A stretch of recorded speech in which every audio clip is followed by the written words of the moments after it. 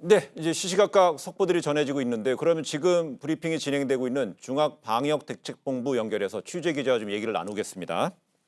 네, 이상화 기자, 우선 어제 이 청도 대남병원에 입원 중이던 첫 사망자가 코로나19 확진자로 확인되면서 이 사망 원인을 놓고 당국이 좀 조사를 벌였는데 어떤 얘기가 나왔습니까?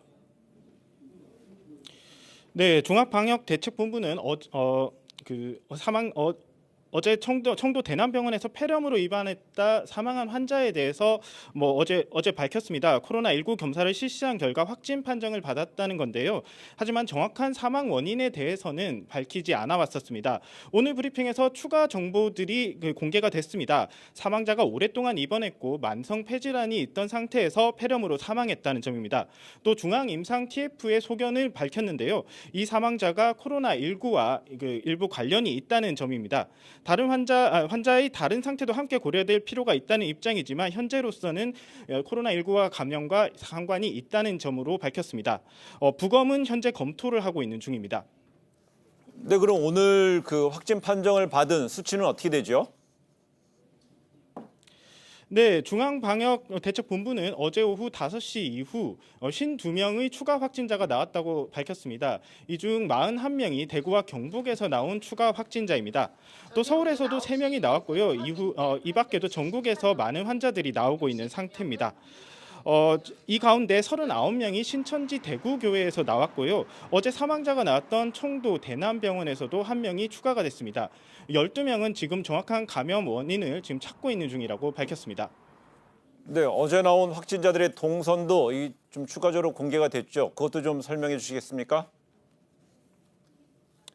네, 서울 종로구 지역을 중심으로 발생한 사례에 대해서 보건당국이 발표를 했습니다. 그동안 어디서 감염됐는지 정확하게 알 수가 없었던 사례였는데요. 이 중 83번째 환자가 6번째 환자와 접촉이 있었다는 사실을 오늘 처음 발표를 했습니다. 6번째 환자가 방문했던 교회를 동일한 시간에 방문을 했다는 점인데요. 그러니까 6번째 환자로부터 83번째 환자가 접촉을 했다는 겁니다. 당초 6번째 환자의 역학조사에서는 83번째 환자는 접촉자로 분류가 되지 않았습니다. 이후 83번째 환자는 종로 노인종합복지관에서 방문해 3명의 확진자들과 같이 있었던 걸로 확인이 됐습니다. 정리를 하면 3번째 환자가 6번째 환자를 감염시켰고 83번째 환자를 거쳐 종로 노인복지관으로 바이러스가 옮겨간 걸로 볼 수 있습니다.